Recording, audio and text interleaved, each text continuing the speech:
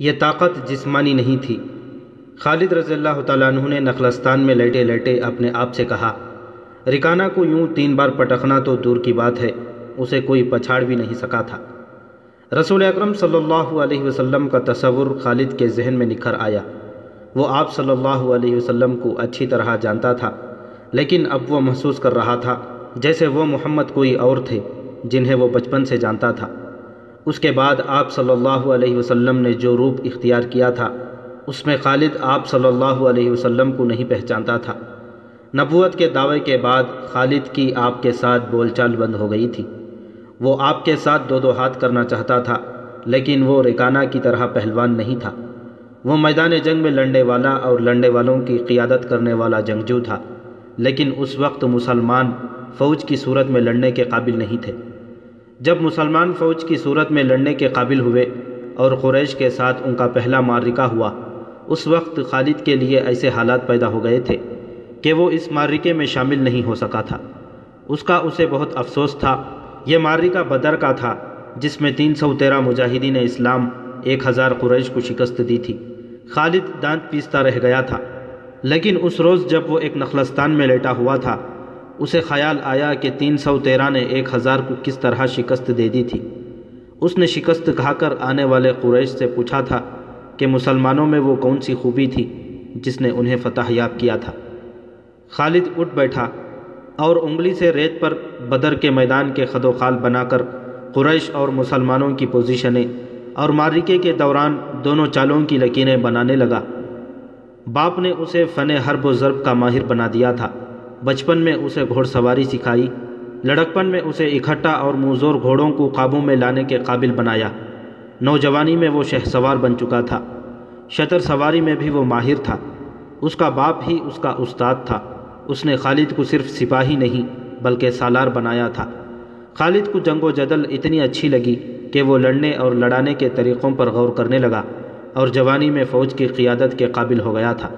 اسے بدر کی لڑائی میں شامل نہ ہو سکنے کا افسوس تھا اور وہ انتقام کے طریقے سوچتا رہتا تھا، لیکن اب اس کی سوچوں کا دھارا کسی اور طرف چل پڑا تھا۔ مکے سے روانگی سے کچھ دن پہلے وہ اس سوچ میں کھو گیا تھا کہ رسول اکرم صلی اللہ علیہ وسلم نے رکانہ پہلوان کو 3 بار پٹخا تھا اور بدر میں آپ صلی اللہ علیہ وسلم نے محض 313 مجاہدین سے 1000 کو شکست دی۔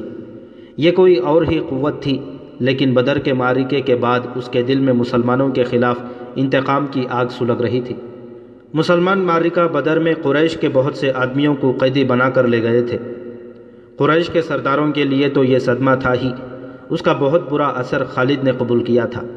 اسے یاد تھا کہ جب بدر کا معرکہ لڑا جا رہا تھا تو مکے میں کوئی خبر نہیں پہنچ رہی تھی کہ معرکے کا انجام کیا ہوا۔ مکے کے لوگ بدر کی سمت دیکھتے رہتے تھے کہ ادھر سے کوئی سوار دوڑ آئے گا اور فتح کی خبر سنائے گا۔ آخر ایک روز ایک شتر سوار آتا نظر آیا۔ لوگ اس کی طرف دوڑ پڑے۔ سوار نے عرب کے رواج کے مطابق اپنا کرتا پھاڑ دیا تھا اور وہ روتا آ رہا تھا۔ بری خبر لانے والے قاصد ایسے ہی کیا کرتے تھے۔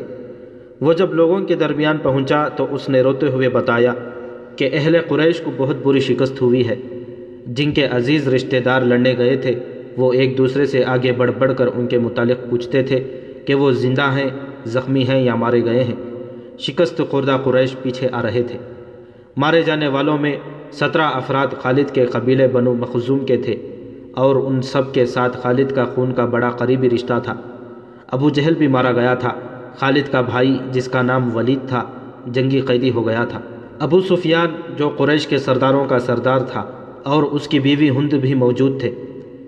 کچھ میرے باپ اور میرے چچا کے متعلق بتا اے قاصد، ہند نے پوچھا۔ تمہارا باپ عتبہ علی رضی اللہ تعالیٰ عنہ اور حمزہ رضی اللہ تعالیٰ عنہ کے ہاتھوں مارا گیا ہے، قاصد نے کہا، اور تمہارے چچا شیبہ کو اکیلے حمزہ نے قتل کیا ہے اور تمہارا بیٹا حنظلہ علی کے ہاتھوں مارا گیا ہے۔ ابو سفیان کی بیوی ہند نے پہلے تو علی اور حمزہ کو بلند آواز سے گالیاں دی، پھر بولی، اللہ کی قسم میں اپنے باپ، اپنے چچا اور اپنے بیٹے کے خون کا بدلہ لوں گی۔ ابو سفیان پر خاموشی طاری تھی۔ خالد کا خون کھول رہا تھا۔ قریش کے 70 آدمی مارے گئے اور جو جنگی قیدی ہوئے ان کی تعداد بھی اتنی ہی تھی۔ خالد اٹھا دری جھاڑ کر لپیٹی اور گھوڑے کی زین کے ساتھ باندھ کر سوار ہوا اور مدینے کی سمت چل پڑا۔ اس نے ذہن کو یادوں سے خالی کر دینا چاہا، لیکن اس کا ذہن مدینہ پہنچ جاتا، جہاں رسول اللہ صلی اللہ علیہ وسلم تھے اور جو تبلیغ اسلام کا مرکز بن گیا تھا۔ آپ صلی اللہ علیہ وسلم کا خیال آتے ہی اس کا ذہن پیچھے چلا جاتا اور اسے وہ منظر دکھاتا جن کے خالق آپ صلی اللہ علیہ وسلم تھے۔ اس کے ذہن میں ہند کے الفاظ یاد آئے جو اس نے اپنے خاوند ابو سفیان سے کہے تھے، میں اپنے باپ اور چچا کو بھول سکتی ہوں۔ ہند نے کہا تھا، کیا میں اپنے لخت جگر حنظلہ کو بھی بھول جاؤں؟ ماں اپنے بیٹے کو کیسے بھول سکتی ہے؟ اللہ کی قسم، میں محمد کو اپنے بیٹے کا خون معاف نہیں کروں گی۔ یہ لڑائی محمد نے کرائی ہے، میں حمزہ اور علی کو نہیں بخشوں گی۔ وہ میرے باپ، میرے چچا اور میرے بیٹے کے قاتل ہیں۔ میرے خون کو صرف میرے بیٹے کا قتل گرما رہا ہے۔ ابو سفیان نے کہا تھا، مجھ پر اپنے بیٹے کے خون کا انتقام فرض ہو گیا ہے۔ میں سب سے پہلے یہ کام کروں گا کہ محمد صلی اللہ علیہ وسلم کے خلاف زبردست فوج تیار کر کے اسے آئندہ لڑنے کے قابل نہیں چھوڑوں گا۔ مشہور مورخ اور واقعہ نگار واقدی لکھتا ہے کہ اگلے ہی روز ابو سفیان نے تمام سرداروں کو بلایا۔ ان میں زیادہ تعداد ان سرداروں کی تھی جو کسی نہ کسی وجہ سے جنگ بدر میں شریک نہیں ہو سکے تھے، اور ان میں سے ہر ایک کا کوئی نہ کوئی عزیز اس جنگ میں مارا گیا تھا۔ سب انتقام کا ارادہ لے کر اکٹھے ہوئے۔ کیا مجھے زیادہ باتیں کرنے کی ضرورت ہے؟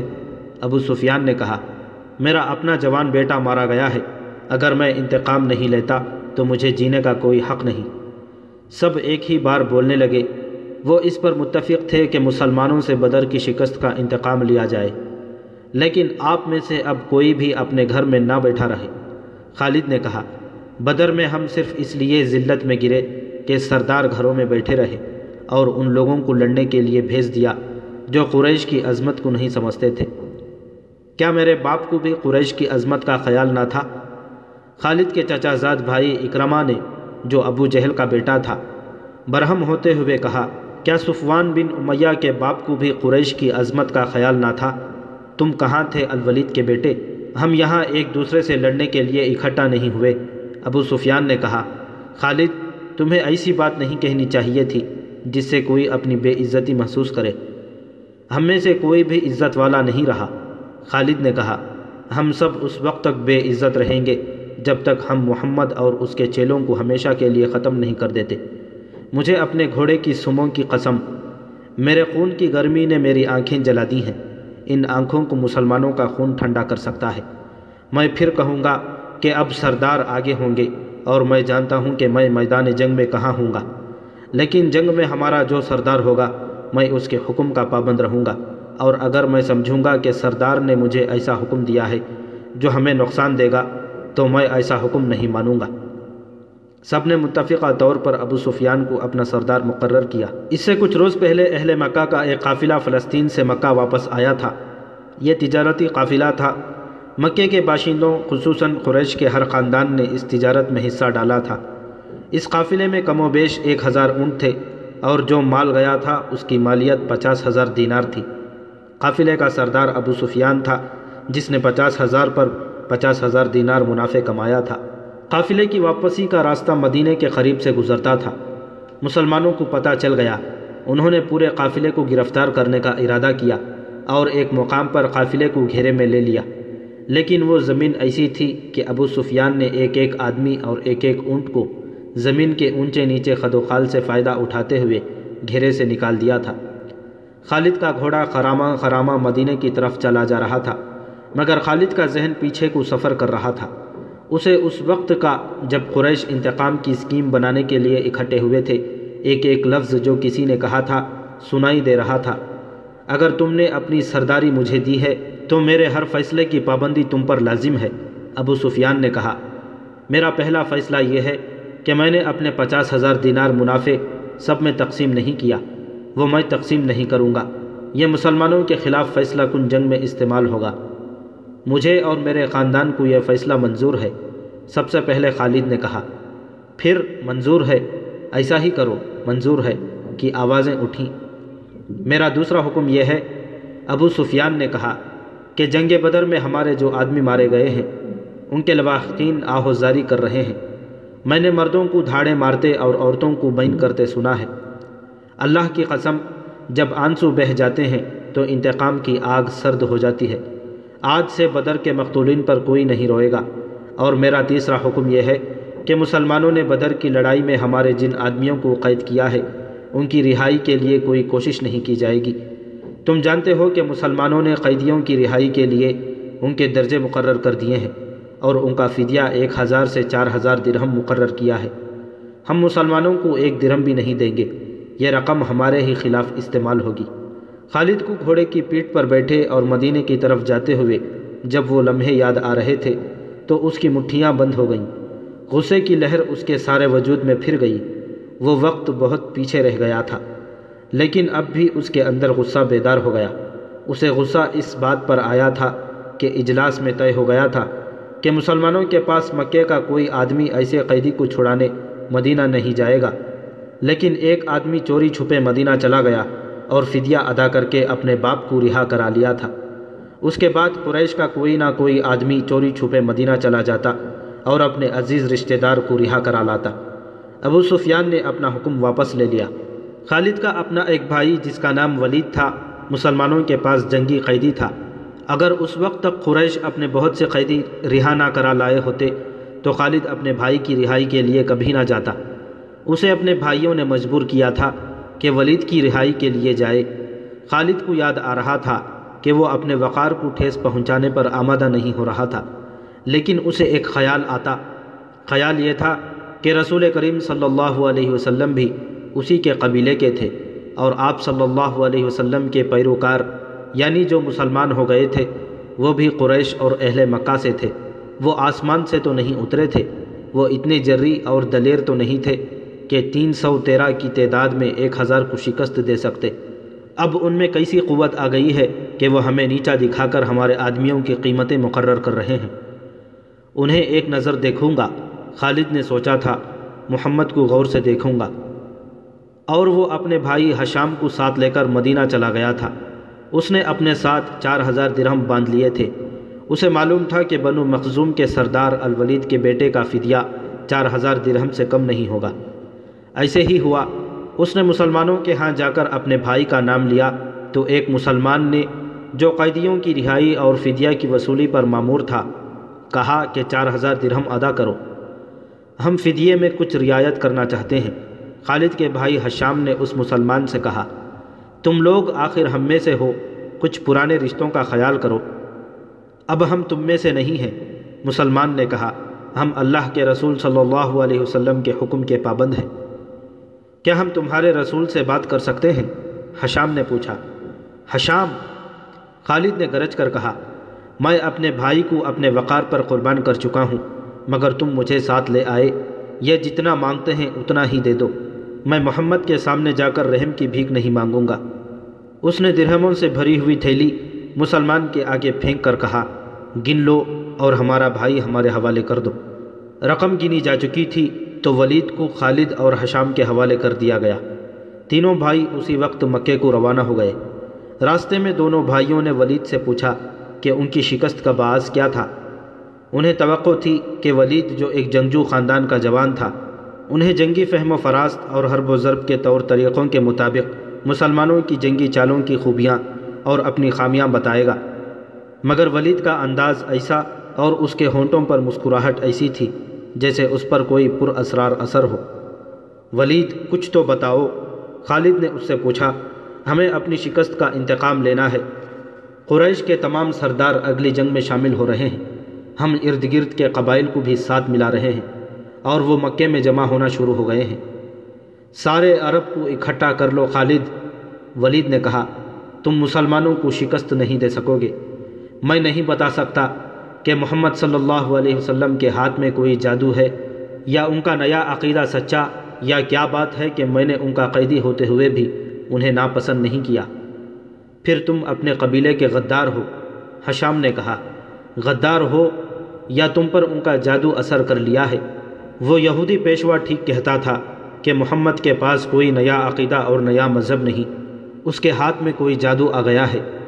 جادو ہی تھا، ورنہ بدر میں قریش شکست کھانے والے نہیں تھے۔ خالد نے کہا۔ ولید جیسے ان کی باتیں سن ہی نہیں رہا تھا، اس کے ہونٹوں پر تبسم تھا اور وہ مڑ مڑ کر مدینے کی طرف دیکھتا تھا۔ مدینے سے کچھ دور ذی الحلیفہ نام کی ایک جگہ ہوا کرتی تھی۔ تینوں بھائی وہاں پہنچے تو رات گہری ہو چکی تھی۔ رات گزارنے کے لیے وہ وہیں رک گئے۔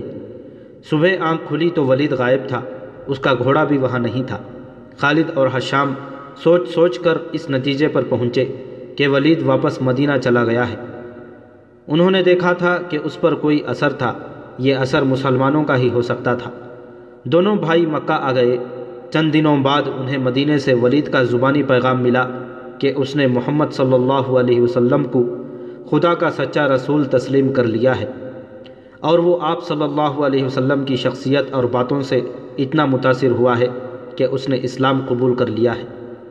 مورخین لکھتے ہیں کہ ولید بن الولید رسول اکرم صلی اللہ علیہ وسلم کے منظور نظر رہے، اور انہوں نے مذہب میں بھی اور کفار کے ساتھ معرکہ آرائی میں بھی نام پیدا کیا۔ خالد کو اس وقت بہت غصہ آیا تھا۔ ایک تو اس کا بھائی گیا، دوسرے 4000 درہم گئے۔ چونکہ قریش اور مسلمانوں کے درمیان خونی دشمنی پیدا ہو چکی تھی، اس لیے مسلمانوں نے یہ رقم واپس نہ کی۔ رقم واپس نہ کرنے کی دوسری وجہ یہ تھی کہ ولید نے رسول کریم صلی اللہ علیہ وسلم کو بتا دیا تھا کہ قریش مسلمانوں کے خلاف فیصلہ کن جنگ کی تیاری کر رہے ہیں، اور اس کے لیے بے انداز درہم و دینار اکٹھے کیے جا چکے ہیں۔ خالد مدینے کی طرف چلا جا رہا تھا۔ اسے افق سے ایک کوہان سی ابھری ہوئی نظر آنے لگی۔ خالد جانتا تھا یہ کیا ہے۔ یہ احد کی پہاڑی تھی جو مدینے سے 4 میل شمال میں تھی۔ اس وقت خالد ریت کی بڑی لمبی اور کچھ اونچی ٹیکری پر چلا جا رہا تھا۔ احد، احد! خالد کے ہونٹوں سے سرگوشی نکلی اور اسے اپنی للکار سنائی دینے لگی۔ میں ابو سلیمان ہوں، میں ابو سلیمان ہوں۔ اس کے ساتھ ہی اسے ایک خونریز جنگ کا شور و غل اور سینکڑوں گھوڑوں کی ٹاپ اور تلواریں ٹکرانے کی آواز سنائی دینے لگی۔ خالد یہ جنگ لڑنے کے لیے بے تاب تھا اور اس نے یہ جنگ لڑی۔ خالد کا ذہن پیچھے ہی ہٹتا گیا۔ 4 ہی سال پہلے کا واقعہ تھا۔ مارچ 625 عیسوی شوال 3 ہجری کے مہینے میں قریش نے مدینے پر حملہ کرنے کے لیے جو لشکر تیار کیا تھا وہ مکے میں اکٹھا ہو چکا تھا۔ اس کی کل تعداد 3000 تھی۔ اس میں 700 افراد نے زرہ پہن رکھی تھی، گھوڑ سوار 200 کے لگ بھگ تھے، اور رسد اور سامان جنگ 3000 اونٹوں پر لدا ہوا تھا۔ یہ لشکر کوچ کے لیے تیار تھا۔ خالد کو ایک روز پہلے کی بات کی طرح یاد تھا کہ اس لشکر کو دیکھ کر وہ کس قدر خوش ہوا تھا۔ انتقام کی آگ بجھانے کا وقت آ گیا تھا۔ اس لشکر کا سالار اعلیٰ ابو سفیان تھا، اور خالد اس لشکر کے ایک حصے کا کمانڈر تھا۔ اس کی بہن بھی اس لشکر کے ساتھ جا رہی تھی۔ اس کے علاوہ 14 عورتیں اس لشکر کے ساتھ جانے کے لیے تیار تھیں۔ ان میں ابو سفیان کی بیوی ہند بھی تھی، عمرو بن عاص کی اور ابو جہل کے بیٹے اکرمہ کی بیویاں بھی تھیں۔ باقی سب گانے بجانے والیاں تھیں۔ سب کی آواز میں سوز تھا اور ان کے سازوف اور ڈھولک تھے۔ ان عورتوں کا جنگ میں یہ کام تھا کہ جوشیلے اور جذباتی گیت گا کر سپاہیوں کا حوصلہ بلند رکھیں اور ان کی یاد تازہ کرتی رہیں جو جنگ بدر میں مارے گئے تھے۔ خالد کو افریقہ کا ایک حبشی یاد آیا جس کا نام وحشی بن حرب تھا۔ وہ قریش کے ایک سردار جبیر بن مطعم کا غلام تھا۔ وہ دراز قد، سیاہ رو اور طاقتور تھا۔ اس نے برچھی مارنے کے فن میں شہرت حاصل کی تھی۔ اس کے پاس افریقہ کی بنی ہوئی برچھی تھی۔ اس کا افریقی نام کچھ اور تھا۔ اسے عربی نام جبیر نے اس کے جنگی کمالات دیکھ کر دیا تھا۔ بن حرب کوچ سے کچھ پہلے جبیر بن مطعم نے اسے کہا، مجھے اپنے چچا کے خون کا بدلہ لینا ہے۔ شاید مجھے موقع نہ مل سکے۔ میرے چچا کو بدر کی لڑائی میں محمد صلی اللہ علیہ وسلم کے چچا حمزہ نے قتل کیا تھا۔ اگر تم حمزہ کو قتل کر دو تو میں تمہیں آزاد کر دوں گا۔ حمزہ میری برچھی سے قتل ہوگا یا آقا؟ وحشی بن حرب نے کہا۔ یہ حبشی غلام اس طرف جا نکلا جہاں وہ عورتیں اونٹوں پر سوار ہو چکی تھیں جو اس لشکر کے ساتھ جا رہی تھیں۔ ابو وسمہ، کسی عورت نے پکارا۔ یہ وحشی بن حرب کا دوسرا نام تھا۔ وہ رک گیا، دیکھا کہ ابو سفیان کی بیوی ہند اسے بلا رہی تھی۔ وہ اس کے قریب چلا گیا۔ ابو وسمہ، ہند نے کہا، حیران نہ ہو، تجھے میں نے بلایا ہے۔ میرا سینہ انتقام کی آگ سے جل رہا ہے، میرا سینہ ٹھنڈا کر دے۔ حکم خاتون؟ غلام نے کہا، اپنے سالار کی زوجہ کے حکم پر اپنی جان دے دوں گا۔ بدر میں میرے باپ کو حمزہ نے قتل کیا تھا۔ ہند نے کہا، تو حمزہ کو اچھی طرح جانتا ہے، یہ دیکھ میں نے سونے کے جو زیورات پہن رکھے ہیں، اگر تو حمزہ کو قتل کر دے گا تو یہ سب زیورات تیرے ہوں گے۔ وحشی بن حرب نے ہند کے زیورات پر نگاہ ڈالی تو وہ مسکرایا اور زیر لب پرعزم لہجے میں بولا، حمزہ کو میں ہی قتل کروں گا۔ خالد کو اپنے لشکر کا کوچ یاد تھا، اسی راستے سے لشکر مدینہ کو گیا تھا۔ اس نے ایک بلند جگہ کھڑے ہو کر اپنے لشکر کو دیکھا تھا، اس کا سینہ فخر سے پھیل گیا تھا۔ اسے مدینہ کے مسلمانوں پر رحم آ گیا تھا، لیکن اس رحم نے بھی اسے مسرت دی تھی۔ یہ خون کی دشمنی تھی، یہ اس کے وقار کا مسئلہ تھا، مسلمانوں کو کچل ڈالنا اس کا عزم تھا۔ جنگ احد کے بہت دن بعد اسے پتہ چلا تھا کہ جب مکے میں قریش لشکر جمع کر رہے تھے تو اس کی اطلاع رسول اکرم صلی اللہ علیہ وسلم کو مل گئی تھی، اور جب یہ لشکر مدینہ کے راستے میں تھا تو رسول خدا صلی اللہ علیہ وسلم کو اس کی رفتار، پڑاؤ اور مدینے سے فاصلے کی اطلاعیں مسلسل ملتی رہتی تھیں۔ آپ صلی اللہ علیہ وسلم کو لشکر کے مکے سے کوچ کی اطلاع حضرت عباس رضی اللہ تعالیٰ عنہ نے دی تھی۔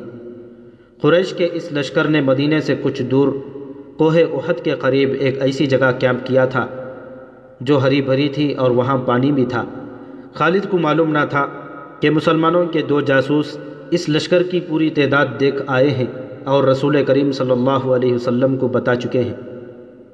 21 مارچ 625 عیسوی کے روز رسول کریم صلی اللہ علیہ وسلم نے اپنی فوج کو کوچ کا حکم دیا اور شیخین نام کی ایک پہاڑی کے دامن میں جا خیمہ زن ہوئے۔ آپ صلی اللہ علیہ وسلم کے ساتھ 1000 پیادہ مجاہدین تھے، جن میں 100 نے زرہ پہن رکھی تھی۔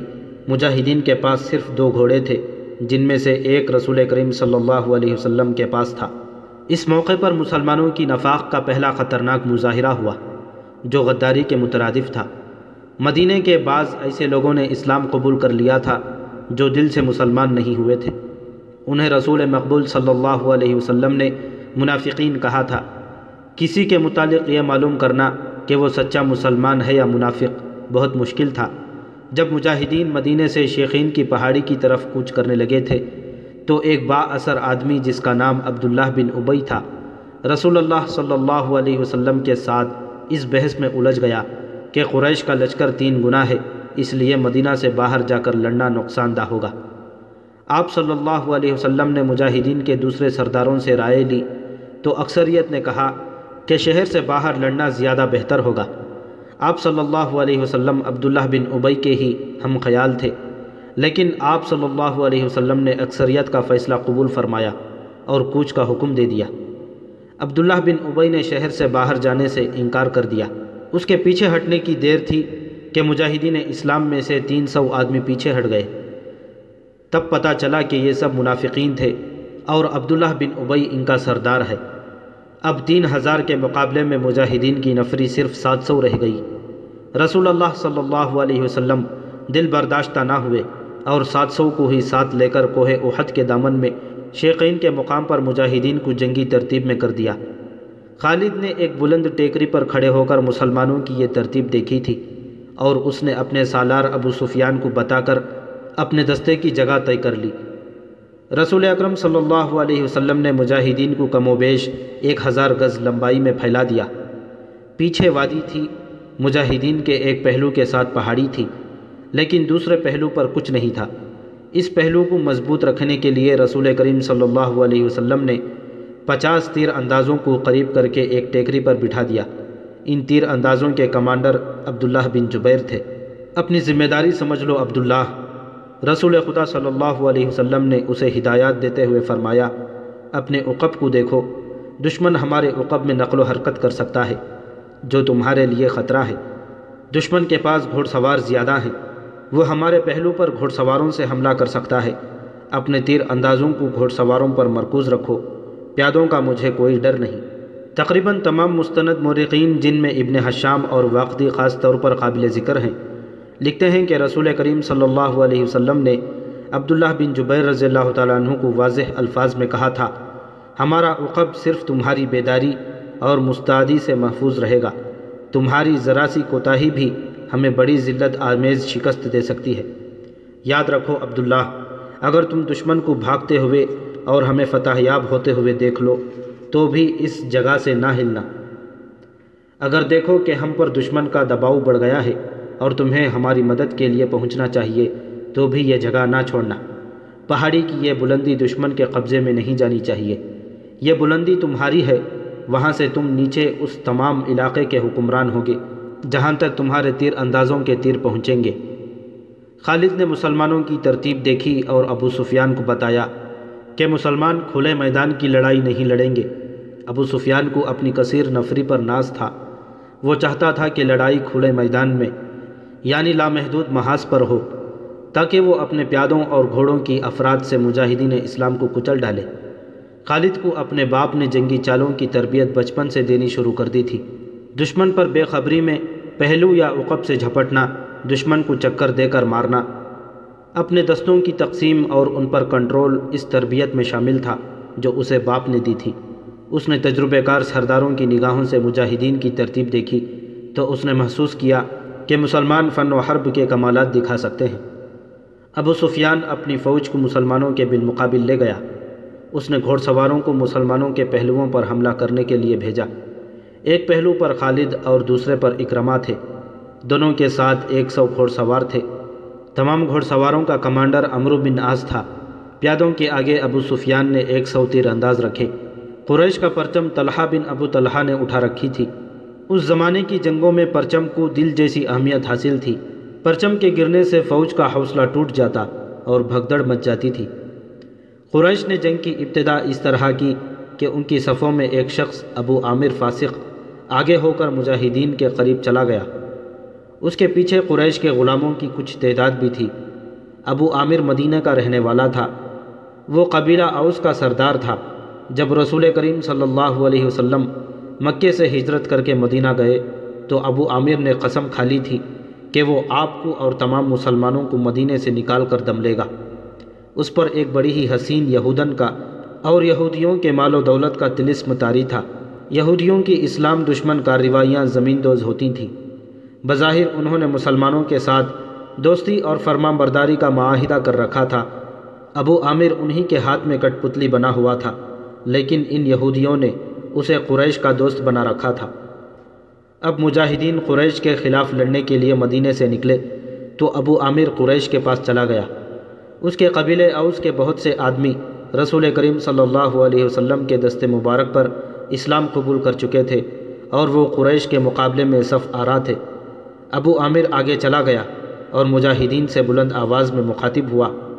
رسول کریم صلی اللہ علیہ وسلم نے اسے فاسق کا خطاب دیا تھا۔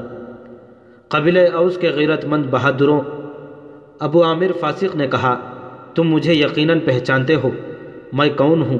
میری بات غور سے سن لو۔ اور وہ اپنی للکار پوری نہ کر پایا تھا کہ مجاہدین اسلام کی صف سے قبیلہ اوس کے ایک مجاہد کی آواز گرجی، او فاسق بدکار، ہم تیرے نام پر تھوک چکے ہیں۔ خالد کو وہ وقت یاد آ رہا تھا۔ مجاہدین اسلام کی صف سے ابو عامر اور اس کے ساتھ گئے ہوئے غلاموں پر پتھروں کی بوچھاڑ شروع ہو گئی۔ مورخ لکھتے ہیں کہ پتھر برسانے والے قبیلہ اوس کے مجاہدین تھے۔ ابو عامر اور غلام جو مجاہدین کے پتھروں کی زد میں تھے، ایک ایک دو پتھر کھا کر پیچھے بھاگ آئے۔ یہودی مدینے میں بیٹھے لڑائی کی خبروں کا انتظار کر رہے تھے۔ جس یہودن کے طلسم میں ابو عامر گرفتار تھا، وہ اپنی کامیابی کی خبر سننے کے لیے بےتاب تھی۔ اسے ابھی معلوم نہ تھا کہ اس کے حسن و جوانی کے طلسم کو مسلمانوں نے سنسار کر دیا ہے۔ اس سلسلے کی آنے والی اقساط میں یہودیوں اور قریش کی عورتوں کی زمین دوز کارروائیوں کی تفصیلی کہانیاں سنائی جائیں گی۔ ابو عامر فاسق کے اس واقعے سے پہلے وہ عورتیں جو قریش کے لشکر کے ساتھ گئی تھیں، لشکر کے درمیان کھڑی ہو کر سریلی آوازوں میں ایسے گیت گاتی رہتی تھیں جن میں بدر میں مارے جانے والے قریش کا ذکر ایسے الفاظ اور ایسی طرز میں کیا گیا تھا کہ سننے والوں کا خون کھولتا اور رونگٹے کھڑے ہو جاتے تھے۔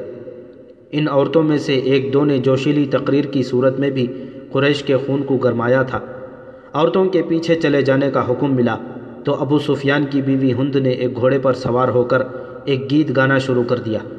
اس کی آواز بلند تھی اور آواز میں سوز بھی تھا۔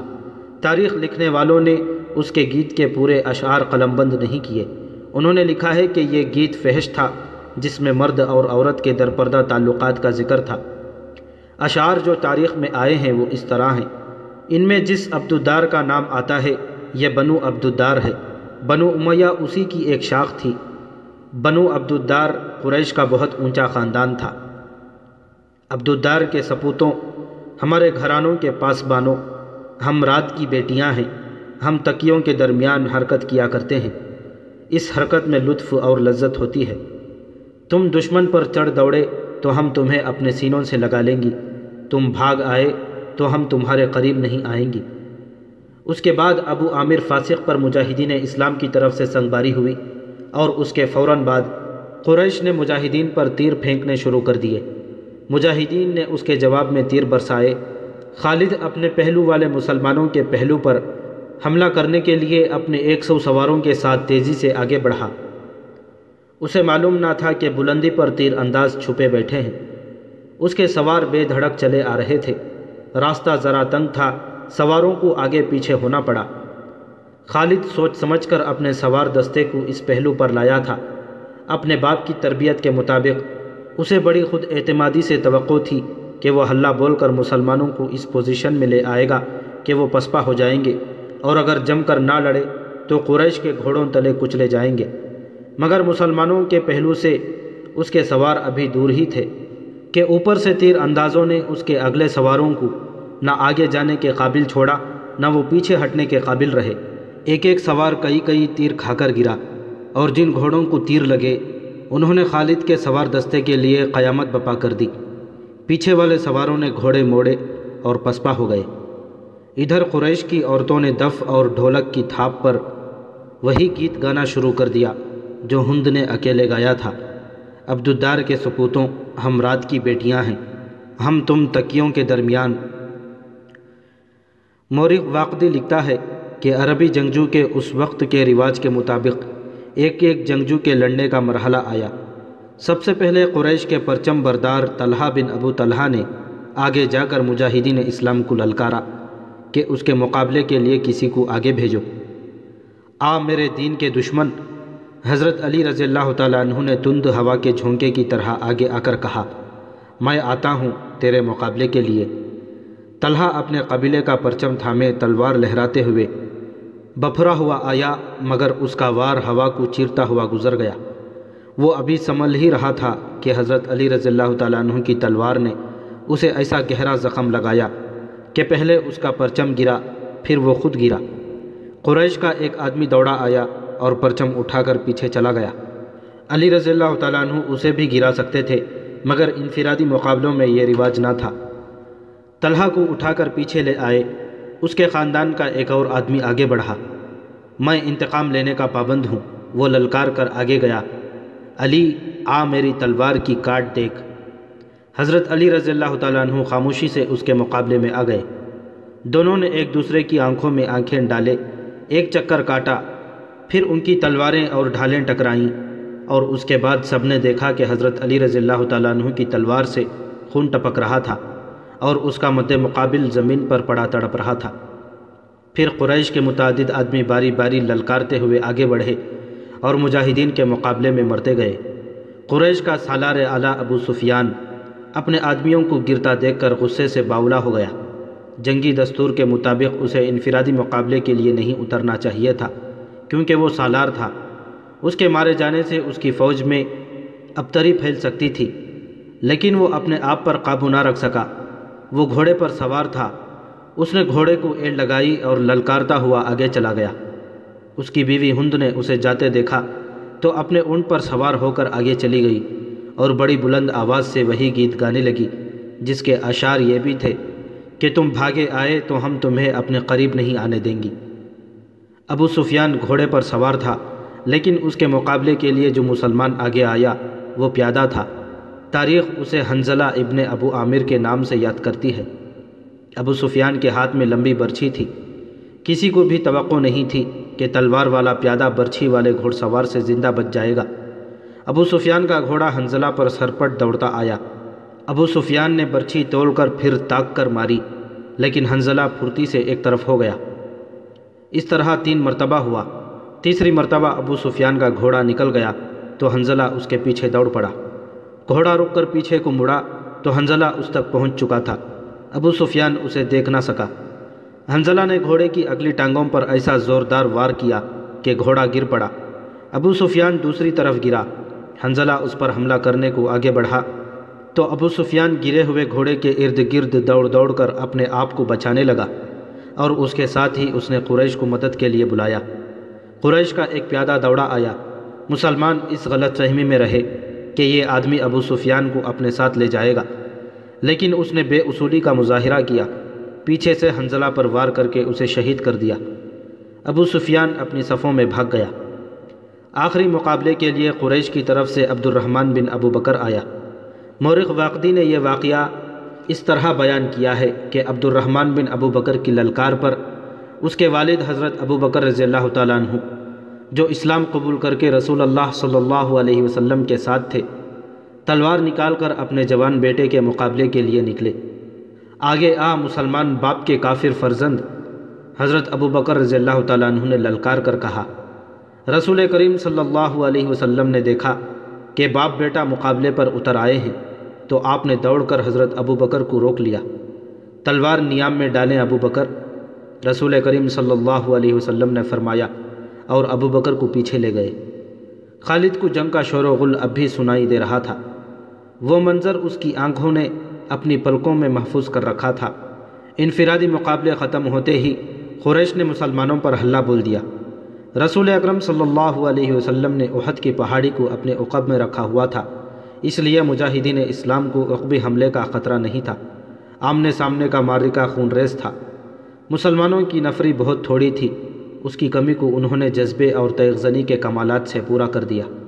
اگر قریش کو نفری کی افراد حاصل نہ ہوتی تو وہ مسلمانوں کے آگے نہیں ٹھہر سکتے تھے، وہ نفری کے زور پر لڑ رہے تھے۔ خالد کی نظر رسول کریم صلی اللہ علیہ وسلم پر تھی۔ آپ صلی اللہ علیہ وسلم ایک پہلو پر تھے، یہی پہلو تھا جس پر خالد کو حملہ کرنا تھا۔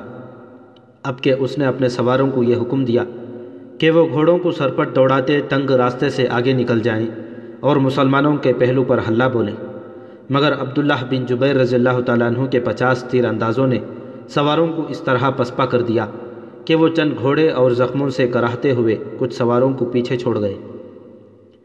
معرکہ عروج پر تھا، صرف ایک آدمی تھا جو لڑ نہیں رہا تھا۔ وہ میدان جنگ میں برچھی اٹھائے یوں گھوم پھر رہا تھا جیسے کسی کو ڈھونڈ رہا ہو۔ وہ وحشی بن حرب تھا، وہ حمزہ رضی اللہ تعالیٰ عنہ کو ڈھونڈ رہا تھا۔ حمزہ کو قتل کرنے کے اس کے لیے 2 انعام تھے، ایک یہ کہ اس کا آقا اسے آزاد کر دے گا، اور دوسرا ابو سفیان کی بیوی ہند کے وہ زیورات جو اس نے پہن رکھے تھے۔ اسے حمزہ رضی اللہ تعالیٰ عنہ نظر آ گئے۔ وہ قریش کے ایک آدمی صبا بن عبد العزیٰ کی طرف بڑھ رہے تھے۔ عرب میں رواج تھا کہ ختنہ عورتیں کیا کرتی تھیں۔ مورخ ابن حشام کے مطابق اسلام سے پہلے عربوں میں ختنے کا رواج موجود تھا۔ حمزہ رضی اللہ تعالیٰ عنہ نے جس صبا کو للکارا تھا اس کی ماں ختنے کیا کرتی تھی۔ ختنے کرنے والی کے بیٹے حمزہ رضی اللہ تعالیٰ عنہ نے اسے للکارا، ادھر آ اور مجھے آخری بار دیکھ لے۔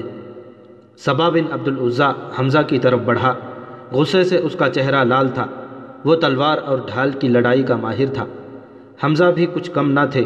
دونوں ایک دوسرے کے قریب آئے اور ایک دوسرے پر وار کرنے لگے۔ دونوں کی ڈھالیں وار روک رہی تھیں۔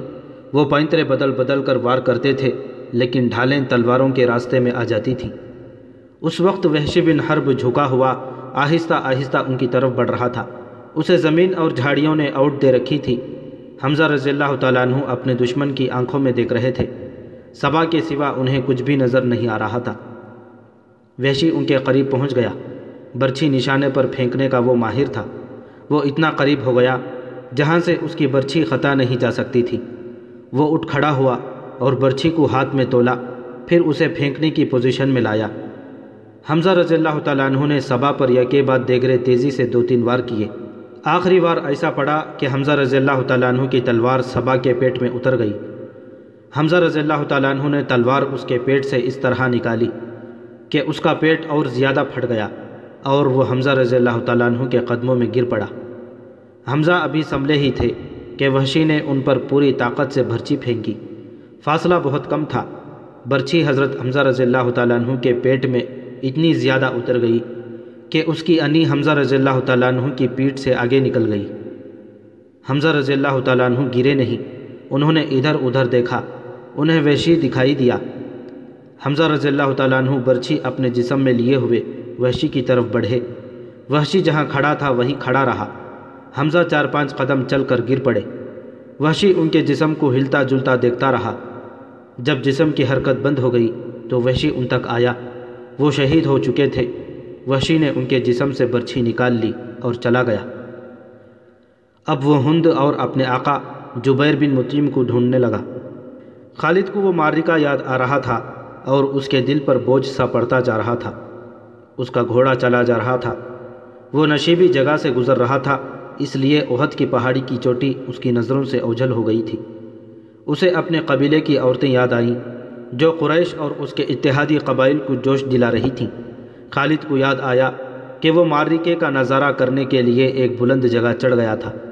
اسے مسلمان عورتیں نظر آئیں۔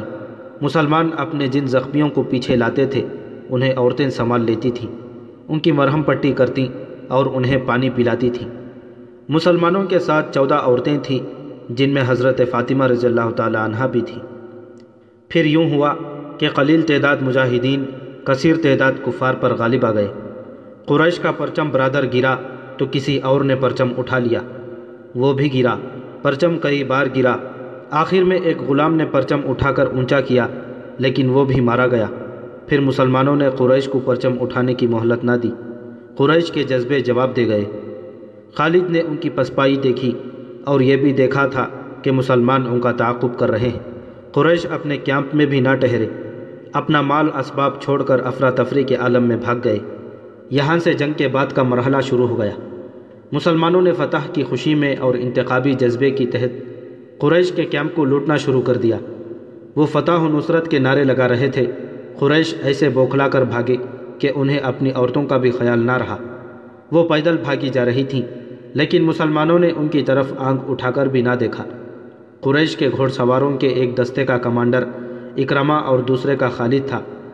انہوں نے مسلمانوں کے پہلوؤں پر حملے کرنے تھے مگر جنگ کا پاسا پوری طرح پلٹ گیا تھا۔ اکرمہ اور خالد نے پھر بھی اپنے اپنے سواروں کو وہیں رکھا جہاں انہیں تیاری کی حالت میں کھڑا کیا گیا تھا۔ خالد کو اس کیفیت میں بھی توقع تھی کہ وہ شکست کو فتح میں بدل دے گا، لیکن جس راستے سے اسے گزرنا تھا وہاں مسلمان تیر انداز تیار کھڑے تھے۔ ان مسلمان تیر اندازوں نے اپنے بلند پوزیشن سے دیکھا کہ قریش بھاگ گئے ہیں اور ان کے ساتھی لوٹ مار کر رہے ہیں، تو وہ مال غنیمت کے لالچ میں اپنی جگہ چھوڑنے لگے۔ ان کے کمانڈر عبداللہ بن جبیر رضی اللہ تعالیٰ عنہ نے انہیں کہا کہ اپنے رسول صلی اللہ علیہ وسلم کی حکم عدولی نہ کرو، آپ کا حکم ہے کہ آپ کی اجازت کے بغیر یہاں سے کوئی نہ ہٹے۔ جنگ ختم ہو گئی ہے۔ تیر انداز شور مچاتے ہوئے پہاڑی سے اترنے لگے۔ مال غنیمت، مال غنیمت، فتح ہماری ہے۔ عبداللہ بن جبیر رضی اللہ تعالیٰ عنہ کے ساتھ صرف 9 تیر انداز رہ گئے۔ خالد نے یہ منظر دیکھا تو اسے ایسا لگا جیسے خواب دیکھ رہا ہو۔ وہ یہی چاہتا تھا۔ وہ تیر اندازوں کو دیکھتا رہا۔ جب وہ قریش کے کیمپ میں پہنچ گئے تو اس نے اس پہاڑی عینین پر حملہ کر دیا جہاں عبداللہ بن جبیر اور ان کے 9 تیر انداز رہ گئے تھے۔ خالد انہیں نظر انداز بھی کر سکتا تھا لیکن ان سے وہ انتقام لینا چاہتا تھا۔ اس کے گھڑ سوار پہاڑی پر چڑھتے جا رہے تھے، اوپر سے تیر انداز تیزی سے تیر برسا رہے تھے۔ اکرمہ نے خالد کو عینین پر حملہ کرتے دیکھا تو وہ بھی اپنے سوار دستے کو وہیں لے گیا اور اس کے گھوڑے ہر طرف سے اوپر چڑھنے لگے۔ سواروں کے پاس بھی تیر کمانیں تھیں۔ وہ اوپر کو تیر چلا رہے تھے لیکن اتنے گھوڑ سواروں کو روکنا ان کے لیے ممکن نہ تھا۔ سوار اوپر چلے گئے، تیر انداز دست بدست لڑائی بھی لڑے اور سب زخمی ہو کر گرے۔ خالد نے زخمیوں کو پہاڑی سے نیچے پھینک دیا۔ عبداللہ بن جبیر رضی اللہ تعالیٰ عنہ بھی شہید ہو گئے۔ وہاں سے خالد اور اکرمہ نے اپنے گھوڑ سواروں کو اتارا اور اس مقام پر آ گئے جہاں سے مسلمانوں نے لڑائی کی ابتدا کی تھی۔ خالد کے حکم پر دونوں نے مل کر مسلمانوں پر حملہ کر دیا۔ مسلمان لڑنے کی حالت میں نہیں تھے لیکن رسول کریم صلی اللہ علیہ وسلم نے مجاہدین کی کچھ تعداد کو اپنے ساتھ رکھا ہوا تھا۔ یہ مجاہدین گھوڑ سواروں کے مقابلے میں ڈٹ گئے۔ قریش کے ساتھ جو عورتیں آئی تھیں وہ بھاگ گئی تھیں، لیکن امرہ نام کی ایک عورت وہیں کہیں چھپ گئی تھی۔ اس نے جب قریش کے گھوڑ سواروں کو مسلمانوں پر حملہ کرتے دیکھا تو اسے قریش کا پرچم زمین پر پڑا نظر آ گیا۔ اس عورت نے پرچم کو اٹھا کر اوپر کر دیا۔ ابو سفیان نے اپنے بھاگتے ہوئے پیادوں پر قابو پا لیا تھا۔ اس نے ادھر دیکھا تو اسے اپنا پرچم لہراتا نظر آیا۔ اس نے حبل زندہ باد اور عزا زندہ باد کے نعرے لگائے اور پیادوں کو واپس لا کر مسلمانوں کو گھیرے میں لے لیا۔ خالد کو وہ وقت یاد آ رہا تھا۔ وہ رسول کریم صلی اللہ علیہ وسلم کو ڈھونڈ رہا تھا، اور آج 4 برس بعد وہ مدینہ جا رہا تھا اور اس کے ذہن پر رسول کریم صلی اللہ علیہ وسلم کا غلبہ تھا۔